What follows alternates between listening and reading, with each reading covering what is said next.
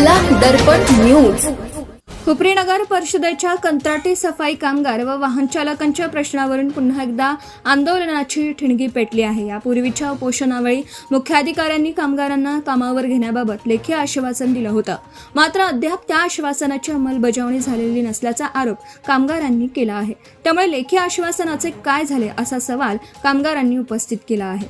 किमान वेतन, EPF, ESIC सह शासन नियमानुसार सुविधा आणि पात्र कामगारांना पुन्हा कामावर घेण्याची मागणी आहे.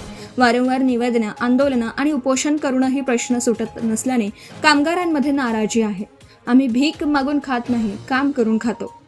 कर्मचारी देव जोगे यांनी संतप्त भावना व्यक्त करताना सांगितलं, आम्ही भीक मागून खात नाही, आम्ही काम करून खातो. काम करण्याची तयारी असूनही आम्हाला न्याय मिळत नसेल तर न्याय कोणाकडे मागायचा? प्रशासनाकडून न्याय मिळत नसेल म्हणून 14 ऑगस्टला देवाच्या दरबारात न्याय मागणार आहोत. 14 ऑगस्टला उपोषण आणि देवाचा जागर.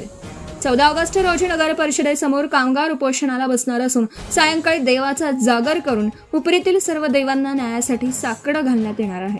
प्रशासनाने हात वर केल्यास आता देवाच्या दरबारात तरी न्याय मिळतो का, यासाठी हा जागर असल्याचं कामगारांनी सांगितलं.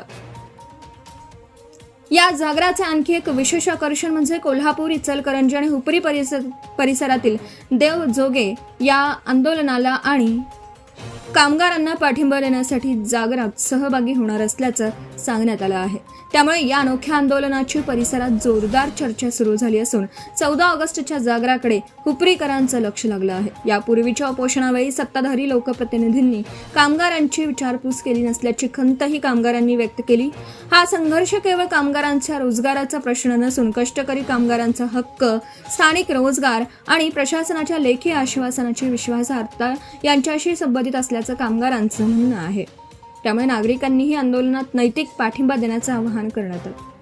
आता मुख्याधिकाऱ्यांचं लेखी आश्वासन प्रत्यक्षात कधी उतरतं आणि 14 ऑगस्टच्या उपोषण व देवाच्या जागरानंतर प्रशासन कोणता निर्णय घेतं, याकडे संपूर्ण हुपरी शहराचं लक्ष लागले आहे.